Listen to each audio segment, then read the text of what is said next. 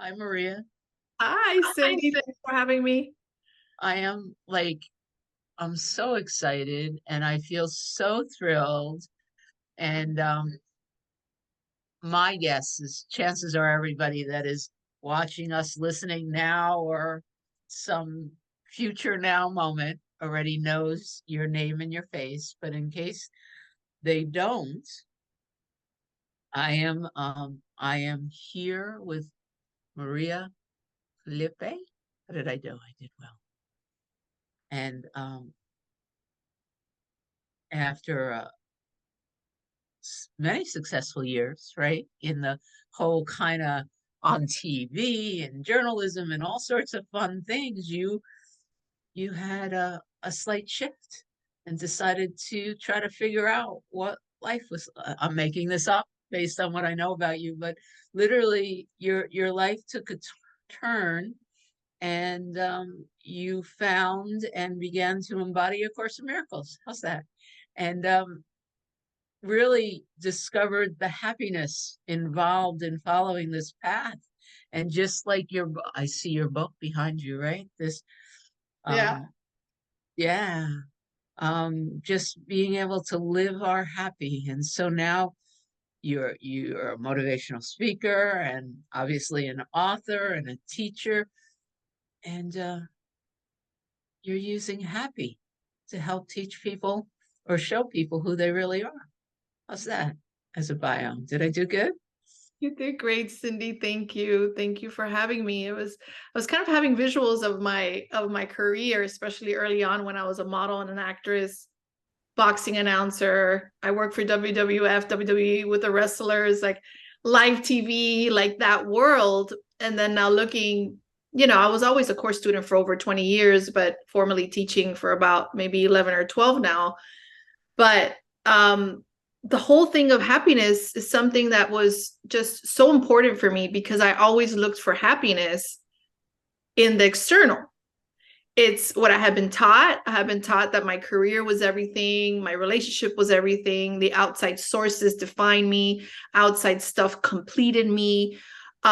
So for me, I feel my passion and my purpose has been to share this message of happiness, but in a way of understanding that it is what we are. Like in this moment, it is, and tying it to the conference. I love the title of the conference of the journey of awakening, because awake, we're awake right this moment. And the more that we begin to wake up and have these conversations or go to conferences or something that motivates us, that we listen to, we have the memory again. Oh, wait a second. I'm awake. I am in the mind of God. I've never left the mind of God. I am that happiness. That happiness is what they are. It's funny, Cindy, because when I first wrote my book, Live Your Happy, numerous podcasts would ask me, so can you be happy 24/7, 7 days a week? They would ask me that. And I was astonished when I would say, yes, you can. And then I kind of wanted to take it back because I didn't know where I was going with it. And what I got from Spirit was, if fear could be normal in this world of duality, right? Fear is normal. Being happy could be normal. If you would say somebody could be depressed 7 days a week, 24 hours a day, we would believe it, right? So I'm always saying, well, how about opposite day? How about the opposite of that? How about we can be happy 24/7, 7 days a week? What about that belief system? What about that narrative, right? So I started to wake up to this conversation of, wait a second, we have it backwards. Like happiness is our inheritance. And the Course in Miracles lessons, 102 says, I share God's will of happiness for me. God's will for me is happiness, right? Happiness is my function. And that's not a little word, and it's not something to be dismissive of because it's the truth. And it's that love, right? That love that we are, that happiness that we are, that we're right here, and we're not defined by our stories. We're not defined by the outside world, which is something I was addicted to. We're not defined by the accolades, or if Joe Schmo likes us, Juanito Pepito likes us, whatever life is like. It's like we are inherently happy right now. We are awake right now, And it's just tuning into that and having that memory again, remembering again within this world of what appears duality, to have that happiness.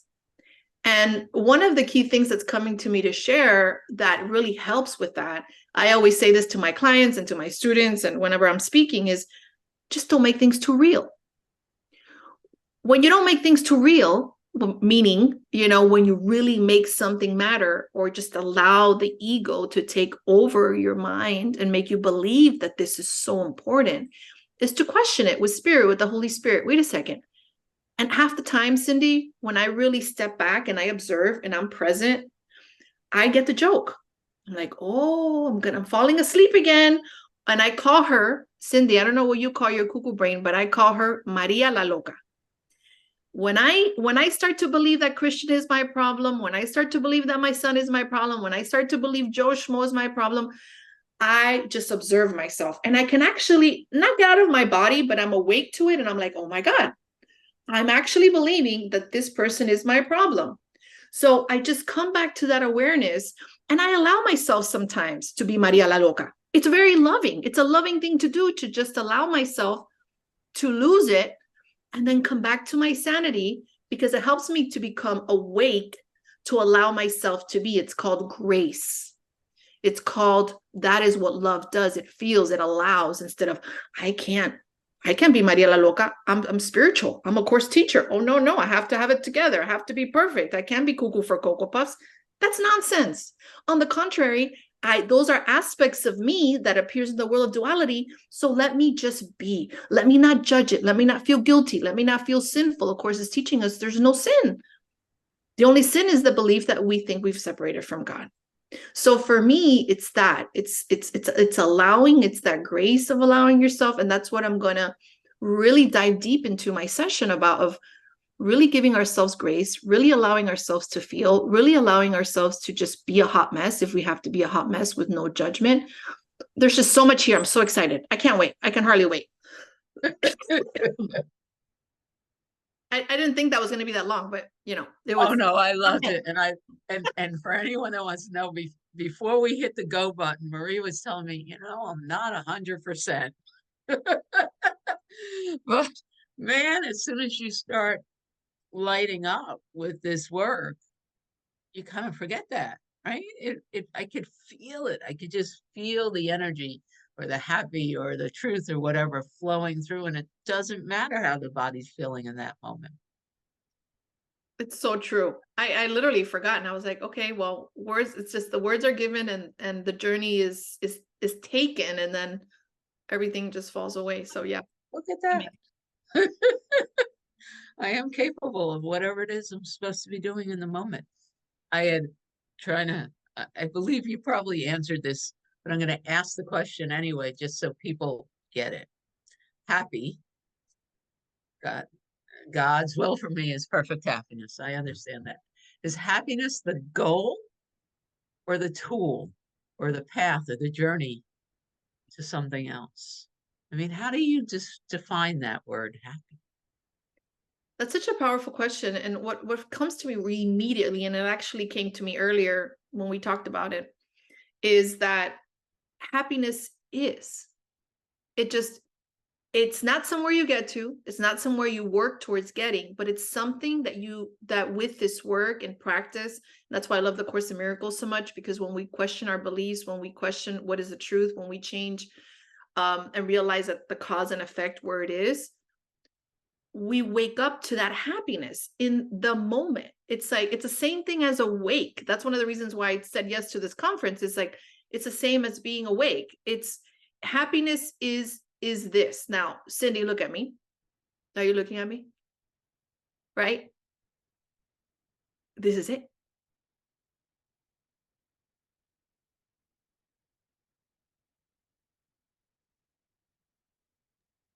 I realized I told you that I was looking at you, but I was muted, so you didn't hear me.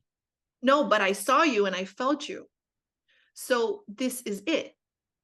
And I'm not making this emotion up. It comes up because of tuning into the moment. It's like, what's happiness? This is it. And then now again. And then here we are again, Cindy. basking in the joy.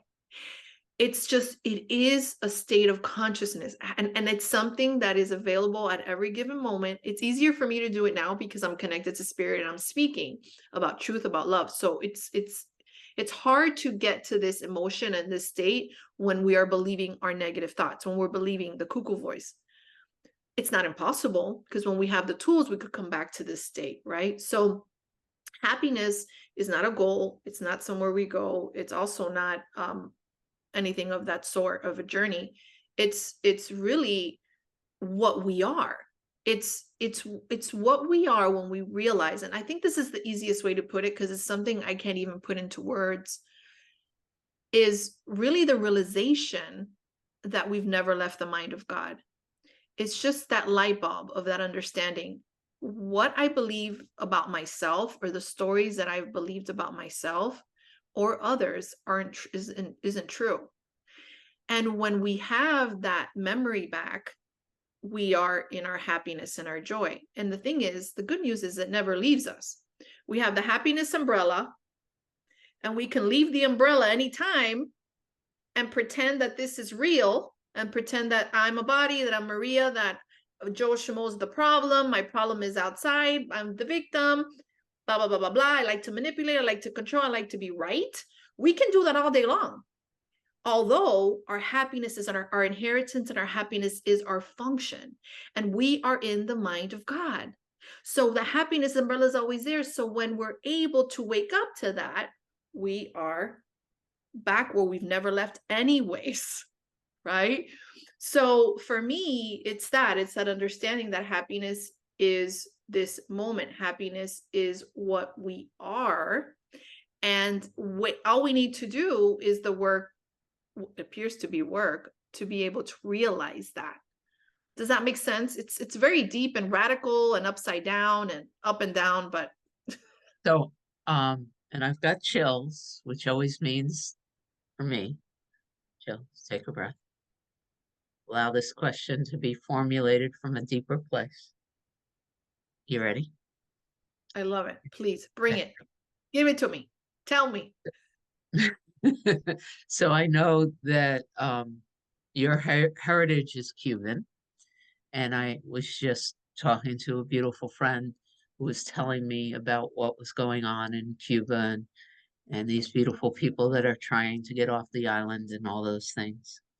I have a beautiful friend that I love that has family members both in the Ukraine and in Russia, and the world is insane. I also have gorgeous people I love that are Palestinian refugees, and my heritage is Jewish, and I have a lot of family members and different people that are in Israel, or a lot. The world is insane, and so many people that are believing these stories are suffering tremendously right now. So my question is, can this work, or how can this work? Help me deal with the world, and perhaps even help the world, if that even makes sense. Even it's the way it came out, because most of the people in that I interact with believe that the world is real. Yeah. So, anything you'd like to say about that? Yeah, it's a very powerful question. And when you were saying it, a lot of different thoughts were coming. And then there was like this grounding thing I felt in my heart. I was like, whew, okay, all right. There's so many colors to that question. Let me see where I begin. And I'll start with what you were saying about, okay, the first thing that comes to me is that sometimes this arrogance of thinking we know it better than God, or wanting to replace God, or thinking we know what's wrong and what's right, right? Instead of just really allowing things to be the way they are. Now, it doesn't mean that we don't, like you asked me the question of how can we change, or how can we help? We help first by going back to our right mind, by going back to our mind of non-judgment. That's the way we help. That's the way that we individually help in our minds, because when we buy into the fear or the guilt, or buy into the suffering. We're just giving it more power. We're giving it more strength. Now, it's very natural to do that because that's what we're taught. We're taught empathy, we're taught people pleasing, we're taught love is sacrifice. So we need to start to get our head around, okay, this non-judgment and saying, I don't know what's the best. Like, I'm filled with wonder. It's kind of like the first lessons of the course. It's like, I don't know what anything means, right? Instead of putting our narrative of this war is right, this is wrong, this person is this is all judgment. It's all separation. And I'm not making light of it. And I'm not saying that we shouldn't do anything. I'm not saying it's not valid. I'm actually even not saying it's real. Who am I to say? I don't know anything. The only thing I know is what works for Maria, and how I'm able to help is by coming back to the non-judgment, not being so arrogant that I can do it better than God and I know what's best. Because how do I know what is the best thing, right? So I go to that non-judgment, and then if we all go to that non-judgment, hold everything in high regard, in an understanding of everything has its perfect purpose. Everything is exactly perfect, even though it appears it's not. Now, this is very upside down thinking again, but it's how we support the function of awakening. And then from there, Cindy, we can come from a place of clarity. What does that mean? Maybe I travel to the country and I help. Maybe I write that email. Maybe I do sign that petition. Maybe I do something to help. Maybe I go to the hospital and visit someone. That's what love does. Love moves. Sometimes people think, oh, if I forgive, then I become complacent. Or if I say the world is not real, I'm just going to sit on my couch and just twiddle my thumbs. That's not what I'm saying here. I'm saying, come back to that forgiveness, which is what the course is teaching us. Come back to that non-judgment, which is everything. And from there, you have clarity, and you're not running to the country in fear of like, oh my God, people are dying. You're coming to the country in your straightness, in your love, coming to serve, and understanding that ultimately only love is real. And I'm going to serve. What does that look like? I don't know, but I'm going to serve. And I'm going to do what I need to do. And I got goosebumps right now just saying that. Does that make sense? It's what came to me. I don't know. I feel like it's just, I don't know.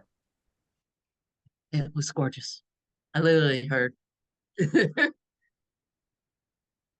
choose to do whatever it takes, get in your right mind, feels very happy. And from there,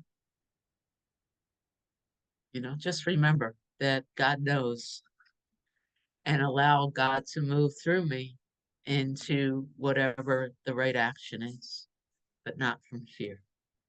Yes.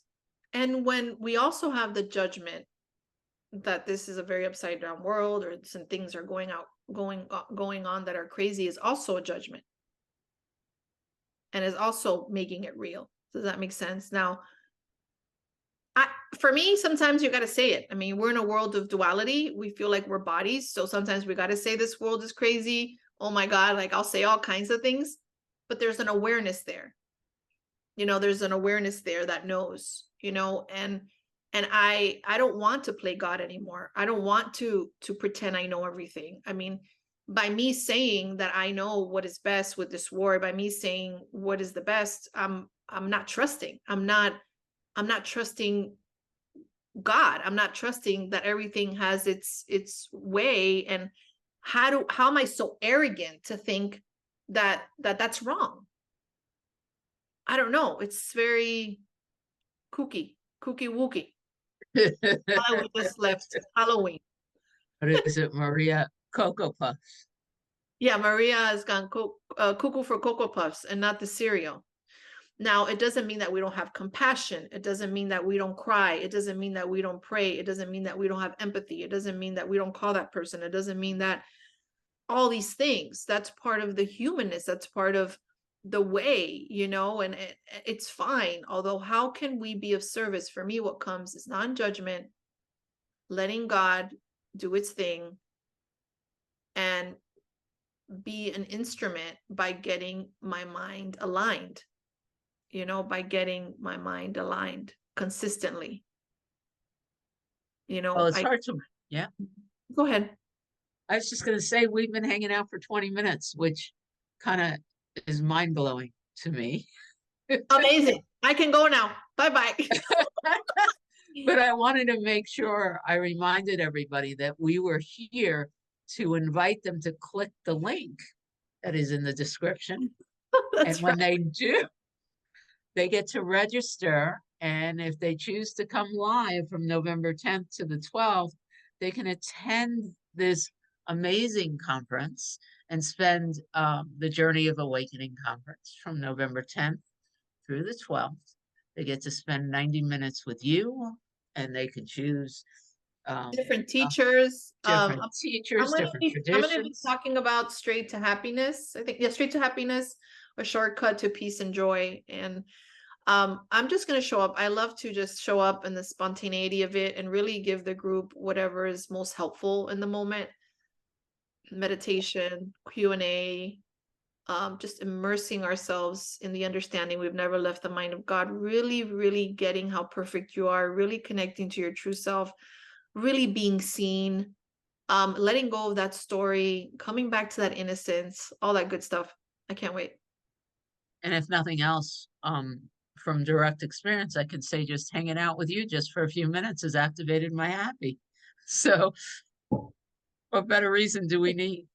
Yay. So, anything else you'd like to say before we let people go? That's it. If you want to know more about my work, you can go to mariafelipe.org, something like that, or com. I think it's .org. Yep, that's it. Thank you Very everyone good. for allowing Love me. you. Thank you, Register Cindy. the. Thank you. Bye bye.